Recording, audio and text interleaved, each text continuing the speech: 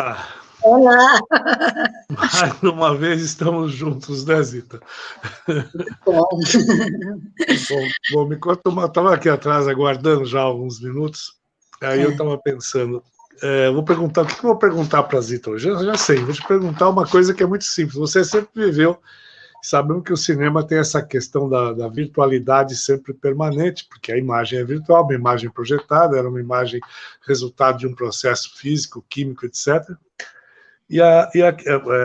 ou tecnológico, enfim.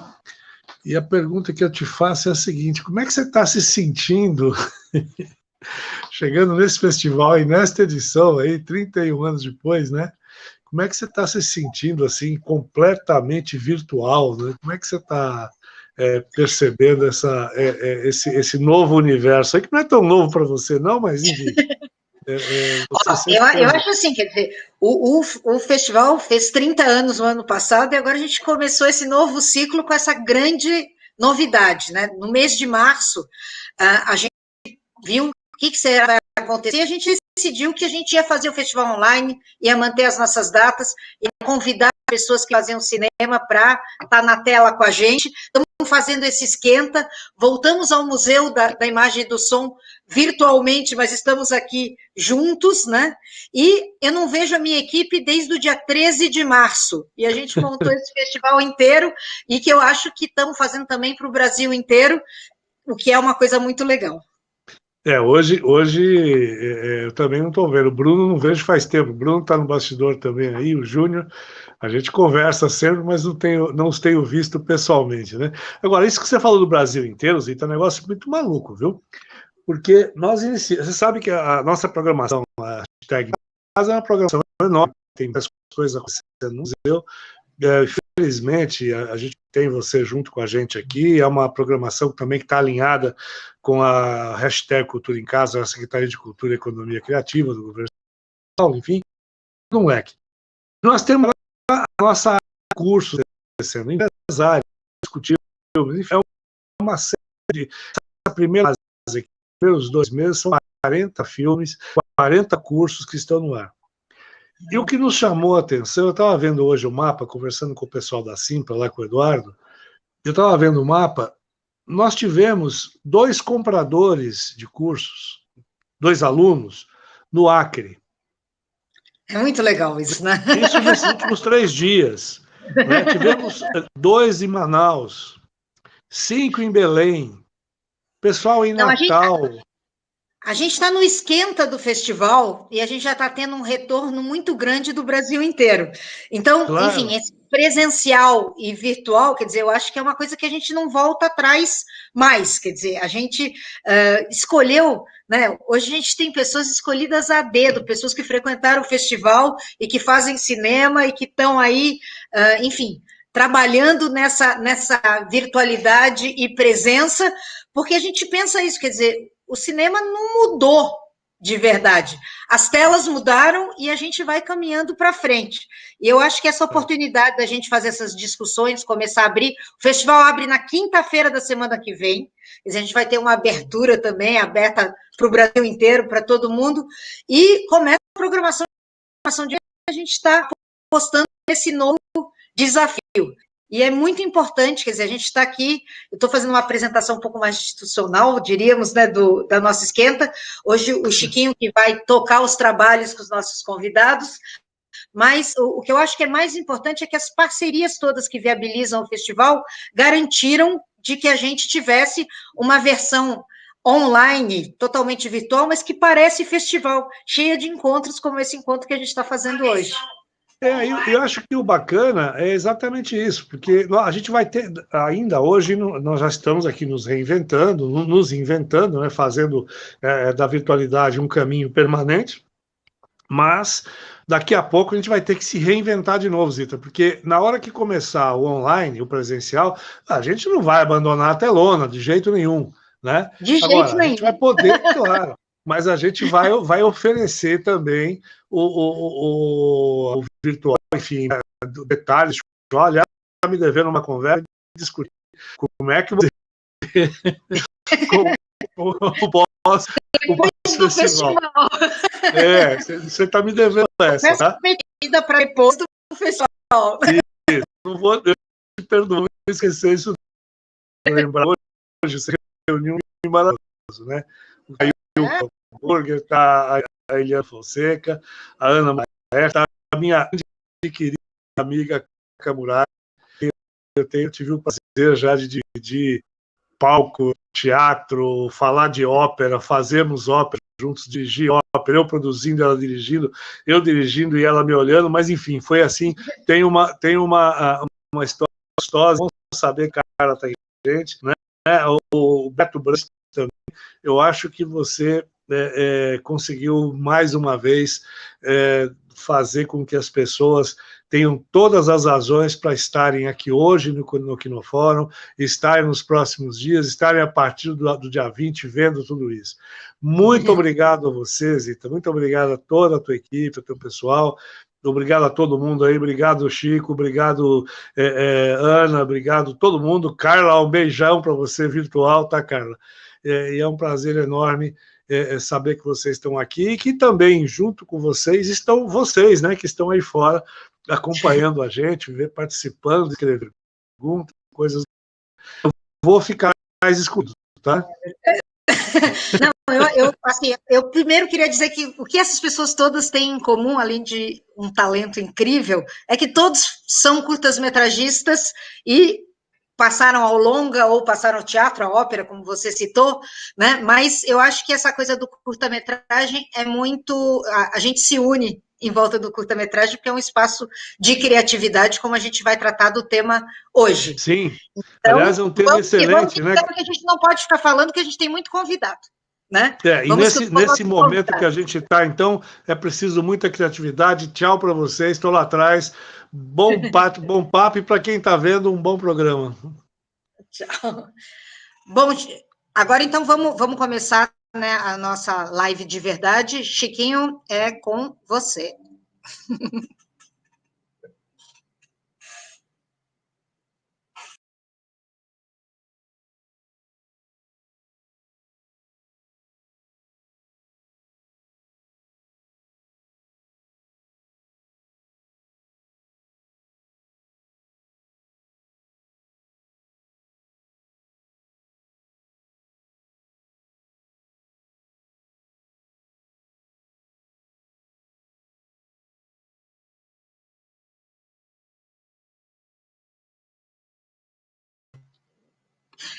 Microfone, Chi. Ainda não. Desculpe. Me pedem tanto para eu mutar, né, como diz o microfone, quando estou falando, e depois eu esqueço de religá-lo. Obrigado, Zita. Obrigado mesmo. Bom, o que agradeci ao Kleber Papa e à Zita Carvalhosa a presença deles aqui, essa introdução, essa programação virtual Criatividade em Tempo de Crise é um esquenta, é uma programação prévia do 31º Festival Internacional de Curtas-Metragens de São Paulo, Curta Quinofórum. O festival acontece de 20 a 30 de agosto, mas essa programação está aqui para aquecer o público e nós todos, né, entrar no espírito do festival. E ela não poderia ser mais apropriada para o momento que vivemos, porque ela retrata um momento ativo, um momento muito especial da produção brasileira de curtas-metragens, alcunhada até de época do ouro do curta-metragem, a crítica chamava de primavera do curta. Foi um período de 1986 a 1996, onde a produção brasileira de filmes e longa-metragem viveu a maior crise, uma crise agudíssima em décadas. A produção de longas quase tendeu a zero nesse período.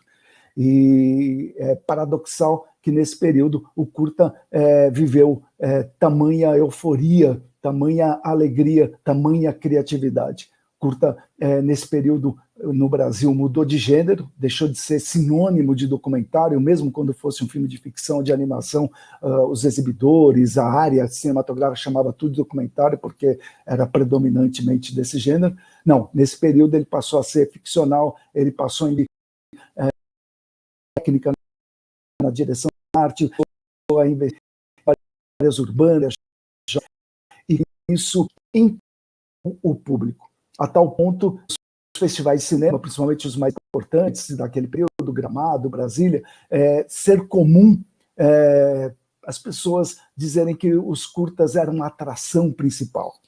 Mais ainda, o curta passou a ser aplaudido em salas comerciais de cinema. Acreditem ou não, nesse período, o curta, graças a uma lei que existiu até 1990, ele era obrigatório antes de um longa estrangeiro. Muitas salas não cumpriam isso. Aqui em São Paulo, metade das salas cumpriam a lei e aconteciam aplausos nessas salas comerciais para os curtas-metragens brasileiros. Enfim, um período de ouro, sem dúvida nenhuma. Não por acaso revelou-se muitos talentos, não por acaso esses talentos depois, quando houve a retomada de produção de longas-metragens, se destacaram, são longas-metragistas importantes da história do cinema brasileiro contemporâneo, e parte deles veio dessa primavera do curta. E alguns dos nomes principais dessa primavera do curta estão sendo abordados nessa programação especial Criatividade em Tempo de Crise, para a gente entender um pouquinho como é possível ser criativo num período curto, complicado. Digamos que há um certo parênteses que estamos vivendo na produção brasileira por conta da pandemia, paralisou obrigatoriamente. Mas a crise aqui no Brasil, infelizmente, tinha desde o passado, mecanismos de apoio e de incentivo à produção audiovisual, curtas, longas, séries para TV, começaram a enfrentar restrições. Então, quem é expert, quem acompanha, quem é profissional da área audiovisual aqui no Brasil, sabe que a nossa crise está pintando desde o ano passado e que o horizonte futuro ainda é nebuloso, não é muito garantido. Então, vamos aproveitar essas conversas, lembrando sempre que os curtas-metragens desses talentosos diretores com os quais a gente está conversando aqui, esses curtas estão disponíveis, kinoforum.org é o endereço para a internet. Lá vocês podem assistir os curtas dos diretores que estão aqui com a gente hoje e os curtas dos diretores que a gente conversou há uma semana atrás nesse espaço virtual. Pois bem, nós temos hoje aqui a honra de ter nomes como Ana Mui Laerte, Carla Camurati, Beto Brant, Eliana Fonseca e Karl Hamburger, com seus filmes. Então, eu queria convidá-los para conversar, lembrando que quem estiver nos acompanhando pode formular perguntas num segundo momento, num segundo bloco dessa conversa. Essas perguntas serão encaminhadas para respostas cineastas. No bloco, eu vou propor algumas questões aqui. Então, convido a todos, meus amigos, companheiros de geração que estão aqui comigo, por favor, podem aparecer. Beto Brant, Ana Mui Laerte, vamos lá, ó, que beleza. A Ana está aí, a Carla Camurati tá entrando aí, Eliana Fonseca, a Lili, querida. E o Karl Hamburger está num outro compromisso, o Karl está ocupadíssimo, como muitos de nós aqui, mas ele vai chegar, ele está preso, digamos assim, no trânsito virtual. Mas a gente vai conversando, ele chega já já. Pois bem, queria conversar um pouquinho com vocês, meus queridos aqui, sobre gênesis, assim, origem, nascedouro de um projeto que se revelou criativo, como esses curtas de vocês que estão nessa programação. Quando a gente bola uma proposta de um filme, curta-metragem, o que seja, a gente deve necessariamente pensar nas condições que a gente tem para realizar tal projeto.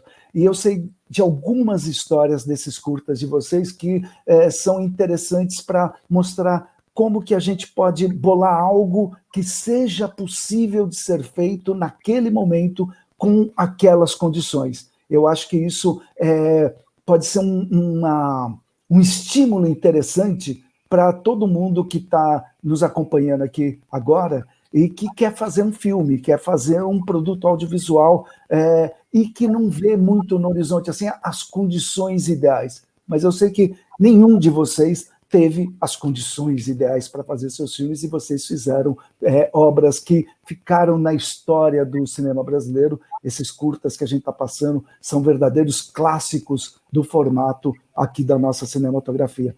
Então, queria começar, vamos pela ordem alfabética aqui. Ana Mui Laerte, pode dar o start, falar um pouquinho sobre processo criativo para um produto de acordo com suas condições, aos limites das suas condições. Por favor, Ana. Bom, primeiro eu quero dar boa noite para todo mundo, e nesse momento maluco, estou feliz de encontrar todo mundo, mesmo que de longe, é uma sensação de encontro. Bom, Chiquinho, esse curta, A Origem dos Bebês Segundo Kiki Cavalcante, fez parte de um grupo de... Quando eu quis fazer longa, porque o Kiki ele é um pouco depois, ele veio depois do Frankenstein Punk, do filme do Beto, ele foi lançado em 96, quando já estava acontecendo a retomada. Eu acho, inclusive, que já tinha sido lançado o Carlota Joaquina, da Carla. Então, o meu filme é um pouco atrasado, e ele já veio querendo que eu praticasse para fazer um longa. E quando eu fiz um longa nessa época, eu olhei para mim mesma, mas que longa? Não sei que longa. Então, eu resolvi fazer contos. E eu escolhi o tema mulheres e fiz, sei lá, cerca de 30 contos que agora foram lançados pela Lote 42, um livro chamado Quando o Sangue Sobe a Cabeça, e tem vários contos, dentre eles o Origem dos Bebês Segundo Kiki Cavalcante. E aí eu fiz o curta, e de fato o curta ganhou aqui no Fórum na época, não era o Festival Internacional de Curtas, né? Ganhei um principal lá, e o filme vendido, inclusive ajudou nesse sentido, foi vendido para a Europa, enfim, se tornou um sucesso aqui, e a partir daí eu quis fazer, enfim, eu fui fazer o longa a partir também desse trabalho. Mas eu sempre fiz, todos os meus filmes são pequenos. Eu sempre imaginei que eu não teria muito dinheiro, então eu sempre procurei histórias em uma locação, com tensão entre os personagens, que eu pudesse segurar a onda a partir da dramaturgia e da direção, e menos da grandiosidade da produção. Nesse sentido, até o Kiki Cavalcante é um filme com várias locações, ele é até um filme com uma produção, diria, que passeia mais do que normalmente os meus longas acabaram sendo. Mas é isso, eu acho que quem está querendo fazer tem que pensar, a criatividade tem que acompanhar a possibilidade real de produzir aquele filme. Muito bem, Ana, obrigado. Você diz a esse respeito, e de histórias do Meneghetti, que o original era mais ambicioso em termos de estrutura de plano, e você viu bem seu ator principal, mas conta a gente um pouquinho aí. Bom, boa noite a todos, minhas amigas aí na tela. Parece que o Cal chegou aí também, né? O Cal tá na fita? O Cal tá por aí também, chegou. Tá no nosso espaço virtual, sim. Inclusive, a Lili tem um projeto lindo chamado Nós na Fita, que ela faz cursos e promove e realiza filmes todo mês, todo ano, né? Forma um grupo, depois ela pode falar, que é muito bacana, ela já me chamou, eu já fui sessão de cinema lotado para apresentar esse projeto. Ô Chico, você falou em condições, nem sempre tem condições ideais, eu acho que mas a gente sempre tem condições suficientes para fazer, né? E assim eu sei, não passei por longo, eu também sempre pensei nisso. A condição é essa, vamos fazer o filme que cabe nessa condição. E nunca me senti frustrado por não conseguir realizar aquilo que eu pretendia, o que eu descobri, né? Junto com a equipe, a gente faz um filme, é um movimento vivo, né? Você começa a fazer um filme, nunca está totalmente planejado, idealizado. E em relação ao Dov'è Meneghetti, eu fiz, na conclusão da faculdade, eu tinha um projeto de fazer um longa, na verdade, em paralelo, mas por ingenuidade minha, um filme de época e tal, eu vi que era impossível, e por acaso eu lendo os quadrinhos do Luiz G, ele contou de maneira divertida o mito do Meneghetti, e eu me apropriei ali, falei com o G, Liguei para ele e fiz o roteiro a partir inspirado pelo quadrinho, mas chamei o Luiz Ramalho, um ator, amigo meu compadre, e perguntei a ele quais eram os truques circenses que ele era capaz de fazer. Então, a gente fez um roteiro a partir do que era possível realizar, do que o ator poderia inventar como truque, né?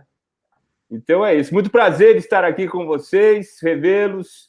Eu estou aqui quietinho, muito quietinho no meu canto. Mais um pedido do Chico, que introduziu a nossa geração tão bem, né? Um cara que é conhecedor, um cara que transita nesse meio há muito tempo. Eu, inclusive, já estive na casa dele muitos anos atrás. Ele é DJ nas horas vagas e ele tinha já esse tremendo arsenal de poesia musical, e eu estou feliz por saber que você os mantém ainda vivos atrás de você. Beto, você é muito carinhoso, é uma excrescência, né? Ter tanto CD hoje em dia, está tudo disponível na internet, mas faz parte da nossa história. Queria mostrar o Cal Hamburger, que chegou aí depois do trânsito virtual que enfrentou. Fala, Cal, tudo bom com você? Querido, a gente podia aproveitar então falar um pouquinho do Frank Punk com a Lili, com o Cal. Frank Punk, por incrível que pareça, foi um projeto feito dentro de uma escola de cinema. E, como qualquer animação, um trabalho árduo, de muito tempo, etc., e que alcançou um sucesso extraordinário. Venceu um festival super chique que existia na época, era o Fest Rio, era o Festival Internacional de Cinema do Rio de Janeiro, e entre outros muitos prêmios. E aí, eu estava na sessão que o filme passou pela primeira vez. Foi uma das coisas mais inesquecíveis da minha vida. Meus amigos em glória! Festival. Não, o Frank Punk é responsável por um fenômeno que não é só que o público aplaudiu nas sessões de cinema comercial, é que o exibidor, ou os exibidores, pediram para a distribuidora do filme que o filme se mantivesse mais em cartaz, mesmo mudando o longa, que a ideia era mudar o longa, mudar o curta, porque o público adorava e ficava para a próxima sessão para ver de novo o curta. Eu tive a oportunidade de ver o Frank no Rio. Não lembro se eu estava filmando com a Carla, acho. Pois é. Estava filmando contigo. E o cinema lotado, não lembro, era uma sessão de um desses, passou o Frank, as pessoas não sabiam que eu estava lá, e foi uma emoção. Nossa, todo mundo aplaudindo, e pensar que ele nem existe, né, Cal? Porque foi na ECA, ele só existiu porque o meu projeto de ficção, que era live, não tinha passado. E eu fiquei inconformada que eu não ia fazer filme. Não sei se a Ana lembra disso, que a gente é da mesma turma. E aí o Michael, que é um amigo nosso, inclusive montador, disse que ele montou o Kiki também, né? Ficava falando, vem aí, Frankenstein Punk, vem aí, Frankenstein Punk. E aí a gente foi numa lanchonete e a gente escreveu o roteiro, assim, a ideia no papel. Aí o dia seguinte mostrei para o Tassara, que era o professor de animação da ECA. A gente tinha feito o Bummer Sack, que o Cal tinha colaborado, né? Lembra, Cal, do Bummer? Uhum. Aí com o Michael. E aí, moramos no estúdio, né? 3 meses, foi uma verdadeira moradia dentro daquele estúdio. Até hoje eu gosto. Acho que se um dia eu tiver que dividir casa com alguém, a gente pode ir para o estúdio, a gente acha bom. Umas divisórias. E foi uma loucura fazer, e a gente era tão tonto, né, que eu vou falar isso aqui até perigoso, mas essa coisa de direito autoral era uma coisa que a gente não tinha ideia, né, tanto que, sei lá, se um dia me processarem, eu vou para a cadeia, vocês me ajudam. A gente, vamos prometer aqui que a gente faz um crowdfunding, né, uma vaquinha. É direito autoral das trilhas, a Lili está falando, né? Que a gente usou as trilhas originais que a gente gostava e queria. E daí os Estados Unidos queriam comprar o filme, um monte de gente queria comprar, a gente não pôde vender, porque eles não tinham o direito. Não, e eram músicas simplesmente como Singing in the Rain. Então não eram músicas obscuras, eram clássicos planetários, né?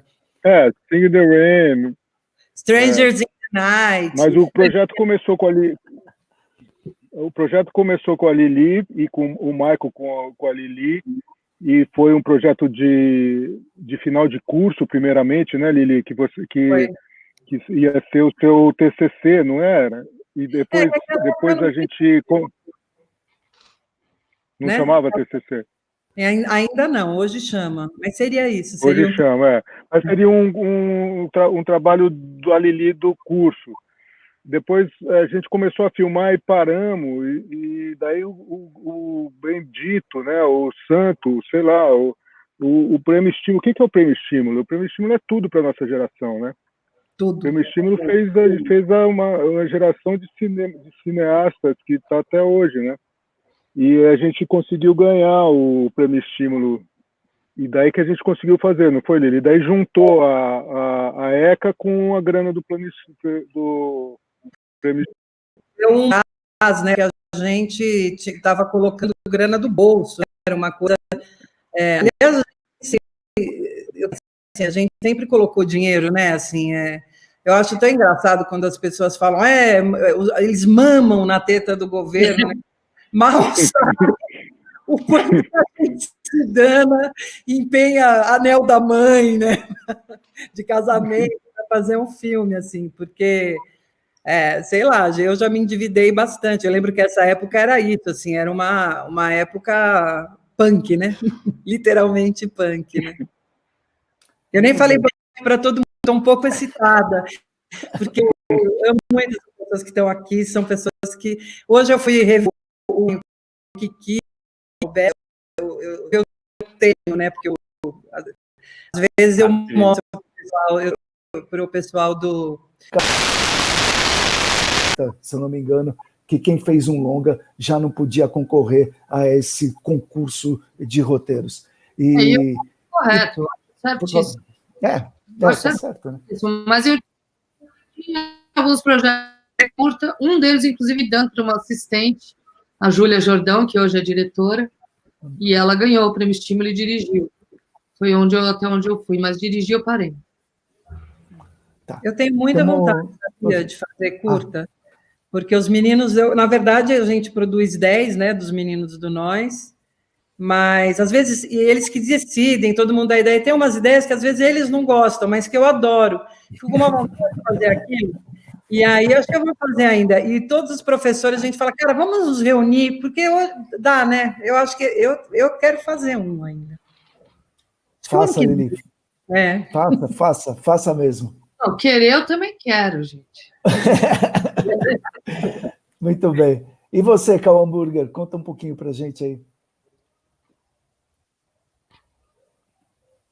Cal?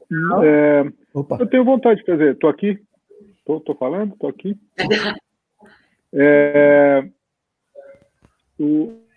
Eu tenho vontade de fazer, sim. Agora, de fazer série de televisão, quando de 25 minutos, 30, é quase um curta, né? Então, tem uma... É diferente porque é uma série e tal, mas cada episódio é parecido o raciocínio. E eu fiz, na verdade, agora estou lembrando, eu fiz para a ESPN um documentário desse projeto das Olimpíadas. E também é um curta, né? 25 minutos. Um documentário curta, né? Então, a televisão ainda tem uns espaços, assim, né? Que dá para fazer. Oi? Não, é que hoje em dia a gente fala curta, eu fiz de 25. Meu aluno, eu dei muita aula em faculdade. Os meninos vão fazer os curtas, é 25. E eu acho que a graça do curta... Ninguém aguenta, né? É ser curta, sabe? Né? Eu acho e acho que é outra estrutura, assim. Acho que o grande barato é ser essa coisa, ser Beyoncé, sabe? Você bota no copo e faz com a cabeça da pessoa. Mas é pequenininho que você põe lá, né? A Lili tem razão numa coisa. A hora que você está trabalhando num formato de curta duração, curta mesmo, assim, 10 minutos, 15 minutos, você não precisa, e nem deve, montar uma estrutura dramática que tem aquela arquitetura que narrativas mais longas têm, né? Que apresentar personagens, instaurar o conflito, resolver o conflito.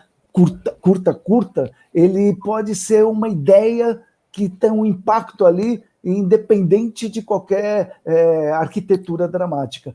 É interessante, quando bem sucedido, é muito surpreendente, né? Por exemplo, a gente está passando aqui nessa programação que está disponível online da Criatividade em Tempo de Crise, o Ilha das Flores. E Ilha das Flores é uma estrutura ali muito inteligente, inteligentíssima e muito original. Até hoje ele é referência para muita coisa. Vira e mexe, eu vejo um filme ali, um curta aqui, outro ali, que tem a estrutura que o Ilha das Flores apresentou lá em 1989.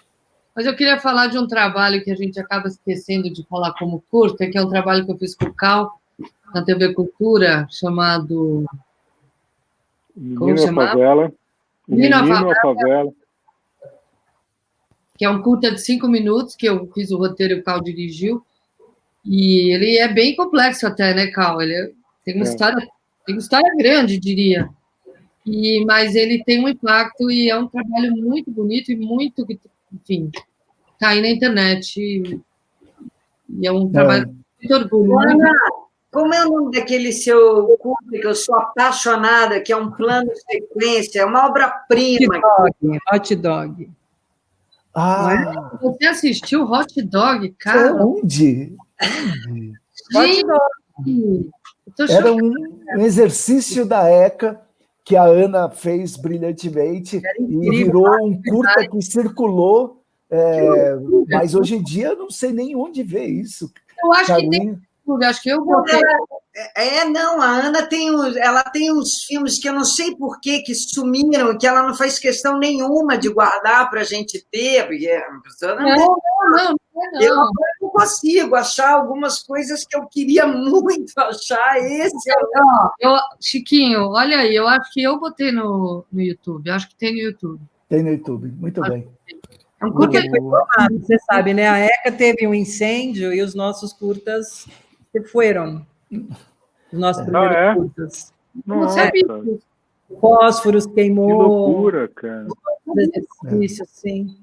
O incêndio da ECA foi triste. Mas e aquele, Lili, e o seu curta dos beijos? A Lili fez um curta internacional, que foi uma coprodução com a Holanda. De beijos. Super legal. Esse tem eu fiz assistência de direção para a Lili, não tinha a menor ideia do que era fazer assistência de direção. Então, a Lili fez um curta sem um assistente de direção. Tinha um cara lá que ficava dando palpite, sei lá o que fazia. Depois que eu fui, quando eu vi um assistente de direção trabalhar, eu falei, caralho, que vergonha ali.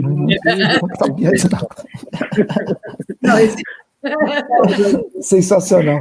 Minha primeira dívida é essa, que eu peguei dinheiro do Marcelo em dólar de câmbio. Naquela época tinha uma inflação, né, muito grande, e eu peguei emprestado em dólar normal e recebi em dólar de câmbio oficial. Minha primeira grande dívida. É um filmaço. É ótimo, eu não conheço, não. Vamos ver se existe. O Beto aqui gentilmente está mostrando, está passando os links de YouTube aqui para quem quer assistir. Bate um Google, a gente acha esses curtas aí. O da Ana Mulher chama Hot Dog. Deixa eu fazer uma pergunta aqui que a Grace encaminhou. Mas só para comentar, Chiquinho, que a Carla falou que eu deixo os filmes, esqueço. Não é isso, é que são... Quantos anos de carreira, minha gente? Pois é, tem muitos anos aí, né? Muitos anos. O Hot Dog é comecinho dos anos 80, vai fazer 40 anos daqui a pouco. Pois é, entendeu? Deixa eu fazer todo mundo junto. Deixa eu fazer a pergunta da Grace aqui de São Paulo. Ela quer saber de vocês todos aí, quem são os cineastas contemporâneos, atuais, que vocês admiram? É uma referência interessante para quem quer conhecer cinema e para quem quer fazer cinema. Então, fiquem à vontade aí, por favor. Eu estou apaixonada por aquele neozelandês, dele, do Jojo Rabbit, que o cara é um capeta. Eu acho ele muito legal como linguagem, como ator, como diretor, como roteirista. Eu me divirto com ele. Acho ele bem legal. Assim, tem um sabor, um frescor. O Hitler dele, para mim, foi delicioso para você entender o nazismo por outro lado também. É um fetiche que o nazismo teve em algum momento, em algum canto, humor. Ele, para mim, é um cara bacana, assim, que eu ando namorando, assim, achando ele especial. Bom, mas... E Beto, Cal, Lili, Ana... Eu adoro o Karim Yasnu, acho ele incrível, assim. Acho inspirador, assim, acho... Morro de vontade, não conheço pessoalmente, assim, queria muito tomar uma cerveja, porque é mais fácil, né, do que com o neozelandês, inclusive. Com certeza. Não. Mas adoro, assim, acho um trabalho inspirador, a dramaticidade, assim, acho incrível, assim, acho bacana de ver e estudar. Aliás, ele acabou de lançar um documentário sobre um aeroporto de Berlim, chama Central Station. Você viu? Não. Nossa, é uma pequena obra-prima, uma pequena joia. Vou ver. E você, Betão, como é que você anda aí de cinefilia? Olha, eu estou vendo pouca coisa, na verdade, né? Mas eu vi recentemente, que meu filho me mostrou, que eu adorei, um filme, um documentário chamado Terra Deu, Terra Come, de um cara chamado Rodrigo Siqueira. Adorei, gostei demais.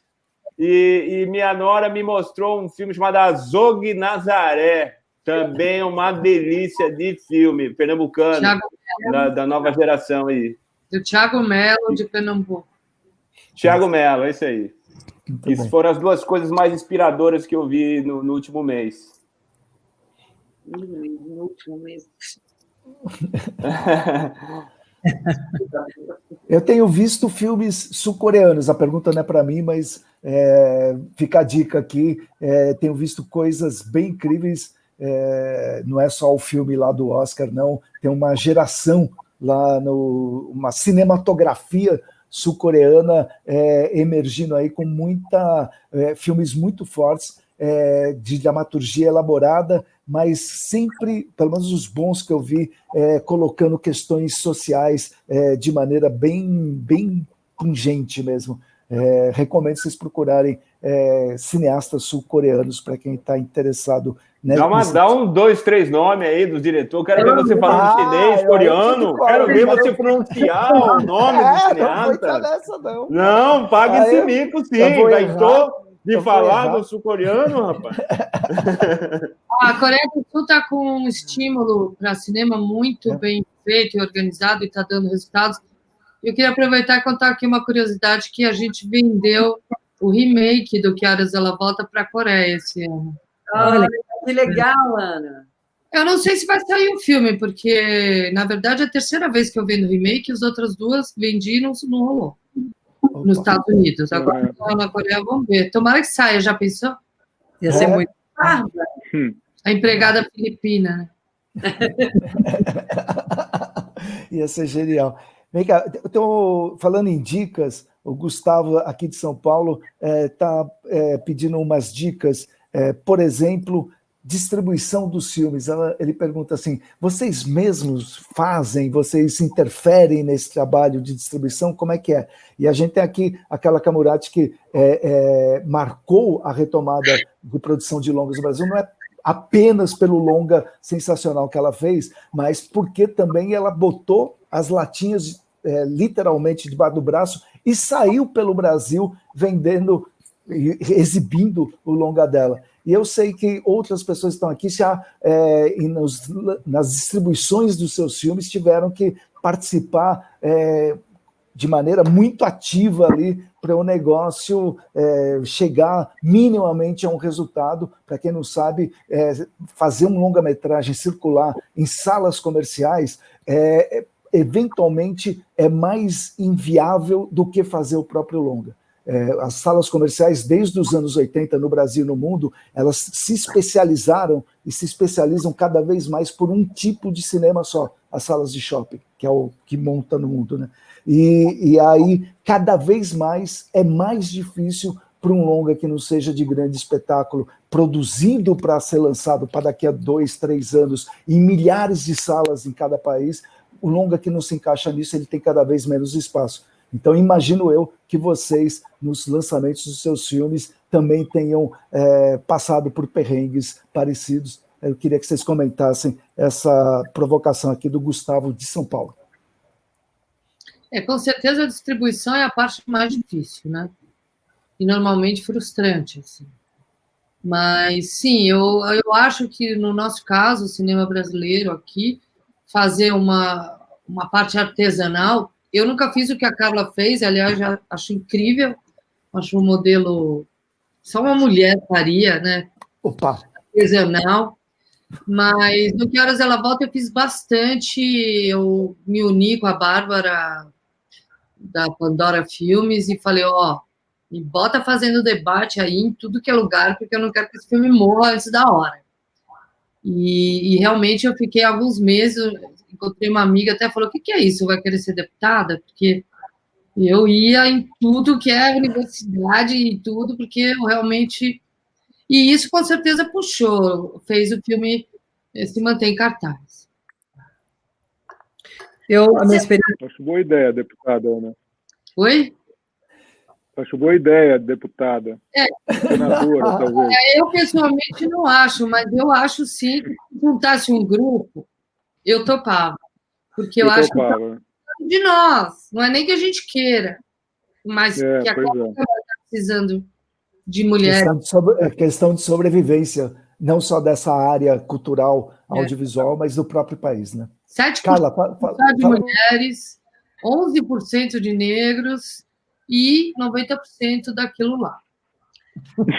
Aquilo lá somos nós? Somos homens brancos? Não, daquilo lá, daquilo que está lá. Eu não sei o que é aquilo lá. No Brasil.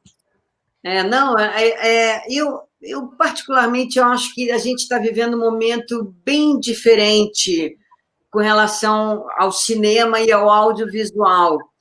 Eu acho que eu distribuí, e depois do Carlota eu passei a distribuir todos os filmes da produtora, escolhi muito poucos filmes de fora, porque eu não sou uma distribuidora em si, né? Eu sou uma pessoa que distribui os meus filmes, os filmes do João, e mais 3 ou 4 diretores que tinham trabalhos e queriam distribuições pequenas, de alguma maneira, porque meu raciocínio com a distribuição não era a distribuição de 500 salas de cinema, era distribuição quase igual ao teatro, era uma distribuição que pretendia imitar, né, a chegada de uma peça de teatro na cidade, só que ela chegava no cinema.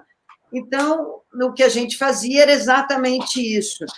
Só que eu acho que isso é um modelo que não funciona hoje. Não existe mais isso, como existia naquele momento. Hoje, eu acho que a relação com o audiovisual está no streaming, completamente. E você pode ter... Tem tanta coisa ruim, com uma quantidade de views incalculável, porque exatamente o acesso ficou muito fácil. A dificuldade que a gente tinha, essa história que fala, pegou as latinhas e levou.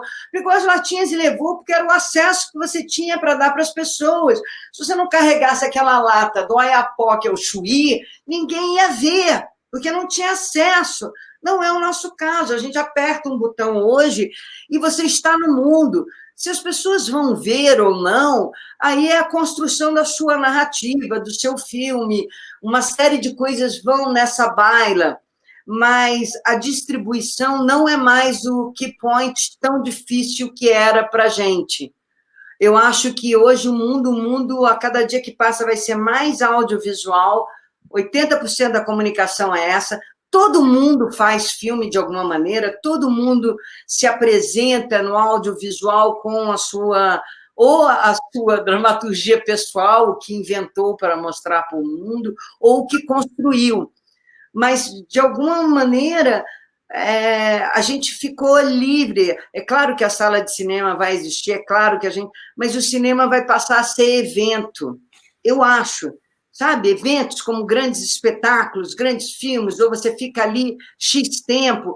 aquele cinema que a gente tinha, que já estava mudando, eu fui criado numa época que eu ia ver sessão de cinema, eu escolhi o filme depois, eu escolhi o filme pela hora, eu vou conseguir o cinema hoje, eu vou pegar a sessão das 6, eu não tinha escolhido o filme ainda, mas eu sabia que tinha uma sessão às 6, eu era adolescente, eu fazia assim, não, vou pegar a sessão das 9, ou das 8, a relação era muito objetiva, que não é mais, é 3h55, 4, ou você quer ver aquela coisa, ou você não vai ver nada, é muito focada, né? Então, eu acho que as pessoas vão se preocupar mais na relação com o conteúdo, porque tem muita janela aberta para muita tela, então, e acaba que, se você tem um conteúdo redondo, não é a sala de cinema necessariamente que te leva hoje, eu acho. Bom, hoje, com certeza, não, né? Não tem lugar nenhum, né? Mas já não levava, o que eu quero dizer é o seguinte... É verdade. Antes da Covid, já não levava. Porque é isso. Eu sempre acho que o mundo está numa cambalhota, sabe, gente? Que a gente está virando uma cambalhota. E quando a gente sair do outro lado... é um pouco outra coisa. E não adianta você topar, não topar, gostar, não gostar. Ninguém te perguntou, né? O dia mudou assim também. O mundo vai mudando e a gente, que ainda continua por aqui, vai acompanhando, entendeu? E ou você se adapta rapidamente para que você aproveite o seu tempo de vida feliz, ou você vai ficar aqui cacarejando contra tudo que acontece de novo e que a gente é completamente impotente para mudar. Então, essa relação com o streaming e com a internet, por isso que eu fiquei tão excitada quando eu vi vocês, né? Porque me deu uma alegria, porque há tanto tempo que a gente não se vê, e há tanto tempo que não tem pré-estreia grande, a gente vê os amigos, as pré-estreias ficaram um bando de gente desconhecida, meio... Então, me deu uma alegria, parecia que eu estava entrando numa festa, né? Então, eu acho que o mundo fez a cambalhota e a gente tem que ir junto. Estou enjoada da cambalhota, eu acho. Dá enjoo. Mas não tem jeito, Lili. Respira fundo. Agora foi. Entendeu? Muito bem. O Tadeu, do Rio de Janeiro, lembrou uma coisa interessante, uma coisa positiva no campo da preservação do audiovisual brasileiro aqui. Essa semana, o Hernani Heffner assumiu a Cinemateca do MAN do Rio de Janeiro, e ele é um cara comprometido com a preservação há décadas, então que a Cinemateca do MAN e o acervo que tem lá viva bons dias, coisa que a Cinemateca brasileira não está vivendo, infelizmente. E ele pergunta para vocês se vocês poderiam comentar sobre a importância da preservação, né, de preservação, restauração de produtos audiovisuais, de filmes, etc. Vocês podem comentar um pouquinho para o Tadeu, do Rio de Janeiro. Gente, é tudo, né? A preservação do audiovisual, digamos que é a memória de um país, e a cada dia que passa vai ser mais a memória. Então, e é incrível, o Hernani é um cara maravilhoso, a gente deu sorte.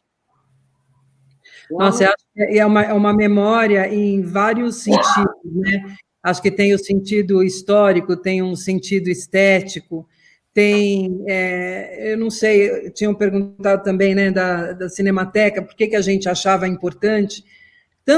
A nossa geração é uma geração que assistiu muito filme, né? Se pegava filme na Cinemateca para a gente assistir no curso, etc. e tal. E eu acho que vai além da memória. Eu acho que é uma memória, juro, assim, de quem somos nós, assim, é uma coisa muito... É você meio saber seu pai, sua mãe, seus antepassados, sabe? Eu acho que é isso, assim, para mim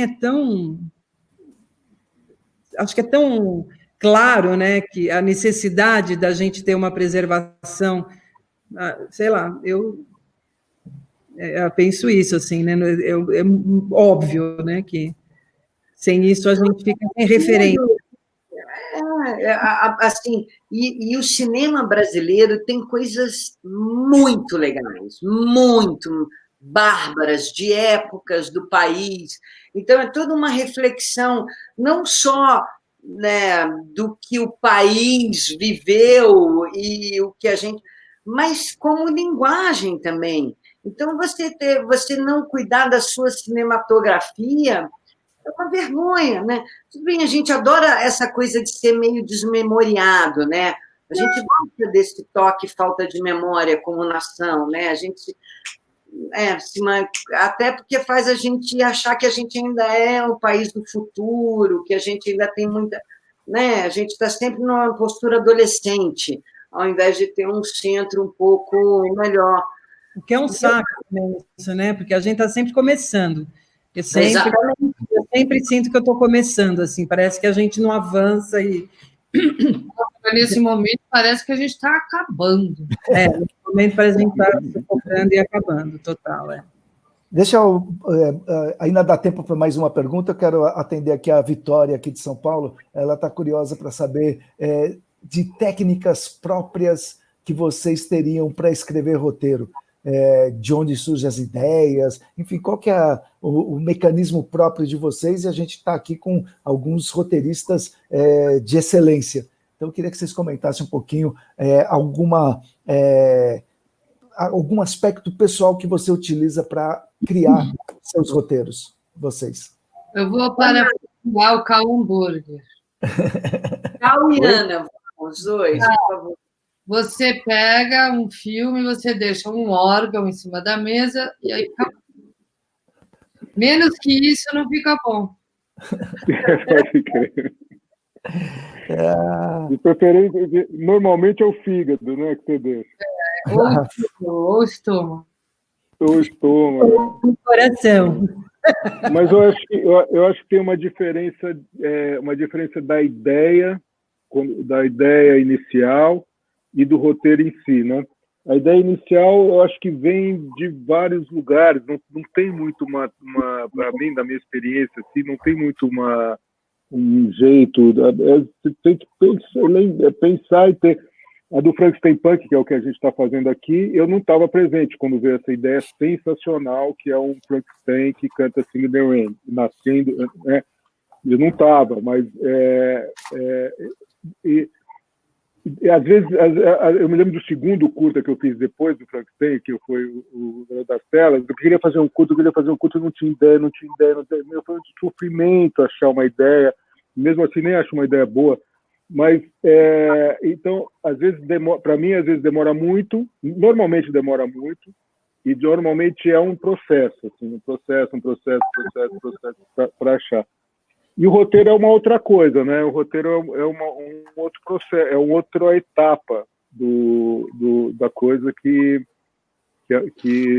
tem mais a ver com narrativa, com as técnicas de narração e da linguagem que você quer e tal. Mais racional, né? Cada história acho que é uma história, né? Acho que tem muito... Acho que a gente é uma grande fonte de pesquisa, assim. Eu acho que você tem que falar de coisas que te dizem respeito, né? E você linka coisas que estão acontecendo no momento. O meu filme favorito, um dos meus filmes favoritos naquela época era o Sing in the Rain.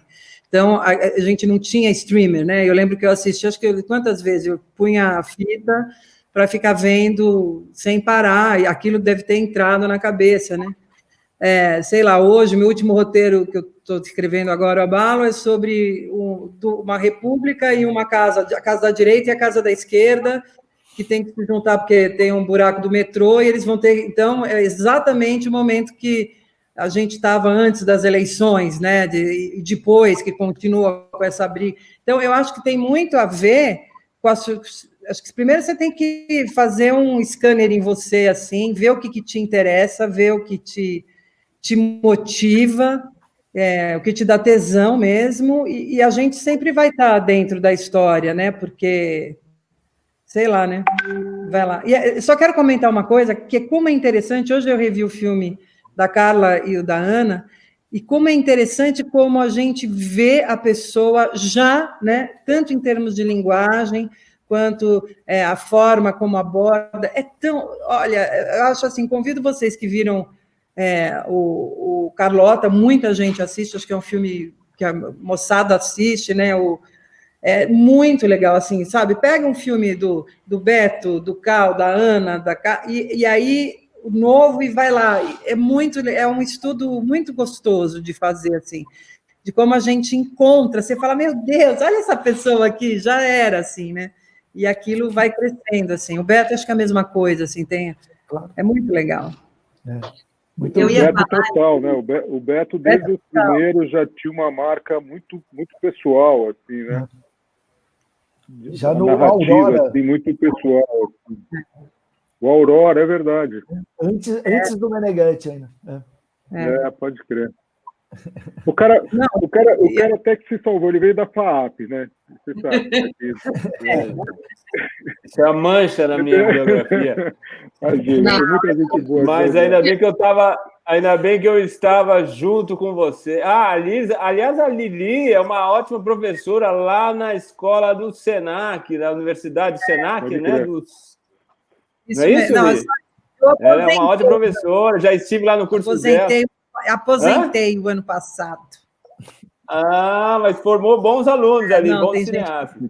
E quando eu estava lá na época desses curtos, nesse momento que foi evocado nesse encontro, que foi essa primavera tão bem definida pelo Chico, a primavera dos curtas, a gente foi uma geração mesmo, a gente estava chegando ali e o Chico sempre foi um grande mapeador, ele já era um grande cineasta na época, que ele tem Rota Baecê, ele tem aquele filme da Rádio Pirata, que você faz aquele... Como é que chamava aquele filme que eu adoro, o seu, Chico? Queremos as Ondas do Ar. Queremos as Ondas do Ar. Aquilo era incrível. E aí o que acontece? O Chico, com um pouco mais velho, os piano e tal, já fazia um filme sobre Rádio Pirata, sobre transgressão e tal. Chegava gente mais novo, né, vindo assim, fazendo uns filmes menores assim e tal, e ele já abordava, já trazia para a ABD, que era uma associação de curta-metragista, que na época era a Associação Brasileira de Documentaristas. Exato. Mas, na verdade, eram dos ficcionais também.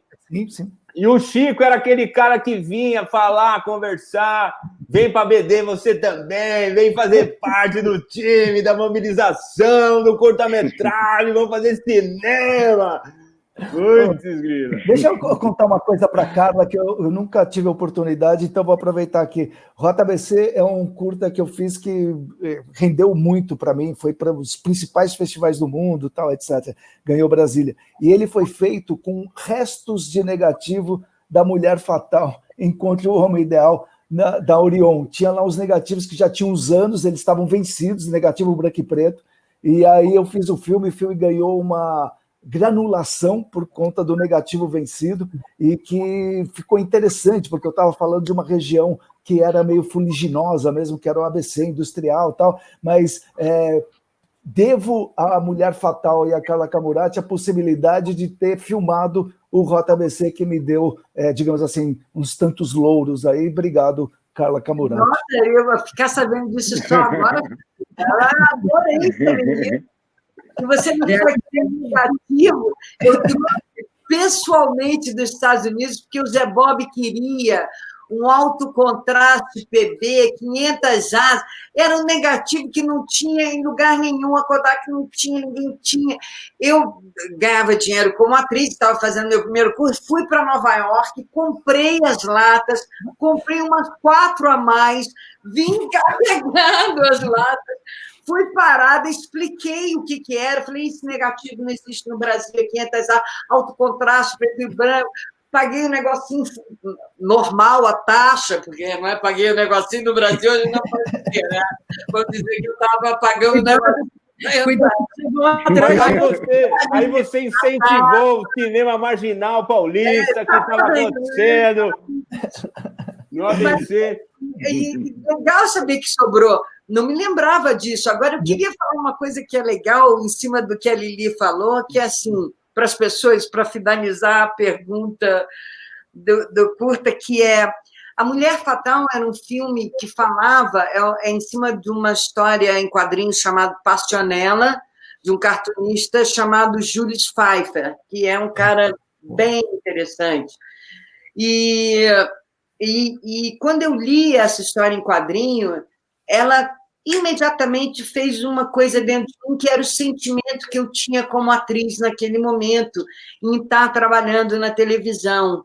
Sabe? Você chega lá, você cria uma imagem, todo mundo é lindo, todo mundo é maravilhoso, o cara é ótimo, e no fundo é uma lixeirinha e um lixeirinho. Eles não têm dente, eles têm jaqueta. Na realidade, o que eu queria era falar disso, que são esses arquétipos que a gente, como, né, tem que entrar como personalidade, ou como atores, ou como...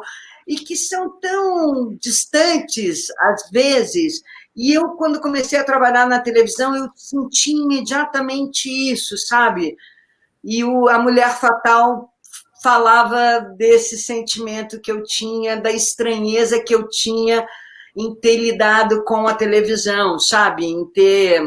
Por isso era a fada madrinha, que ao mesmo tempo dá e ao mesmo tempo tira, né? Ela madrinha tanto, né? Bom, deixa eu convidar todo mundo que está nos acompanhando, esses filmes que a gente está conversando aqui, desses realizadores e realizadoras maravilhosos aqui, estão disponíveis. Kinoforum.org é um endereço de acesso, eles vão estar disponíveis até o dia 20, depois do dia 27 vão voltar a ficar disponíveis. Aproveitem essa oportunidade de conhecer esses clássicos. E o Festival Internacional de Curtas-Metragens de São Paulo, Curta Kinoforum, começa dia 20, daqui a uma semana, quinta-feira.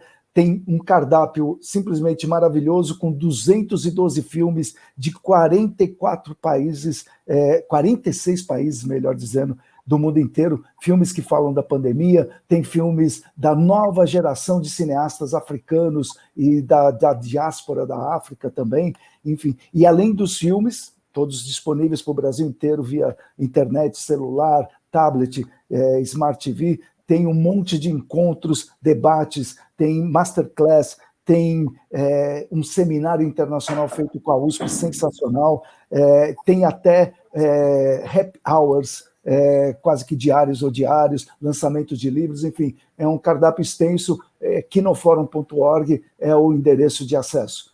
E eu queria aqui, de coração, agradecer essa disposição desses cineastas que estão aqui com a gente hoje, Beto Brant, Ana Mui Laerte, Karl Hamburger, Eliana Fonseca, Carla Camurati, com uma carreira maravilhosa nas costas. A gente vem conversar com os curtas que eles fizeram lá atrás para compartilhar conosco. Então, por essa generosidade de vocês, eu agradeço em nome do Festival Internacional de Curtas de São Paulo. Amo vocês. Muito obrigado, viu? Valeu, turma. Prazer revê-los. Chiquinho, você tem que pôr seus filmes nessa seleção, cara. Você tem que pôr seus filmes agora. Tem que entrar, meu. Não tem mais jeito. É complicado. Não, queremos as ondas no ar, é um clássico isso aí, é um clássico. É dirigido por ele e Tata Amaral. Exatamente, boa. E tem, inclusive, nessa programação tem curta da Tata, aproveitem, é isso que eu posso dizer, e sucesso para vocês, meus queridos, que compartilharam essa noite comigo aqui, maravilhoso. Até a próxima. Obrigado, Chiquinho. Obrigado. Valeu. Tchau. Tchau, valeu. Tchau.